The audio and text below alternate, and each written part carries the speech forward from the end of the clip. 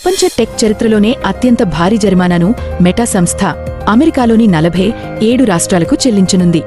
US పరిధిలోని పలు రాష్ట్రాలకు సుమారు 1,43,000 కోట్లు చెల్లించేలా చారిత్రాత్మక సెటిల్మెంట్కు అంగీకరించింది. మెటా సంస్థకు చెందిన ఫేస్బుక్, ఇన్స్టాగ్రామ్ ప్లాట్ఫారంలు టీనేజర్లలో అడిక్షన్ పెంచుతూ వారి మానసిక ఆరోగ్యాన్ని దెబ్బతీస్తున్నాయనే ఆరోపణలపై నడుస్తున్న సుదీర్ఘ కోర్టు విచారణను ముగించేందుకు ఈ రాజీ కుదిరింది. లైక్స్ మరియు hearts count, endless scrolling, beauty ఫిల్టర్ల వంటి ఫీచర్ల ద్వారా పిల్లలను, టీనేజర్లను తమ ఫేస్బుక్, ఇన్స్టాగ్రామ్ యాప్లకు ఉద్దేశపూర్వకంగా బానిసలుగా మార్చారని, దీనివల్ల వారిలో తీవ్ర యాంగ్జైటీ, డిప్రెషన్ పెరుగుతున్నాయని రాష్ట్రాల అటార్నీ జనరల్స్ దావాలు వేశారు.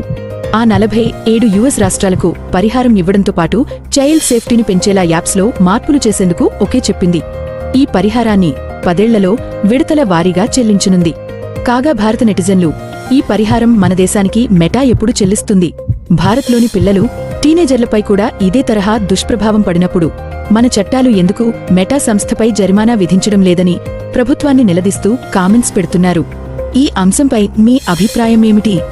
మీ అభిప్రాయాన్ని కామెంట్ చేయండి.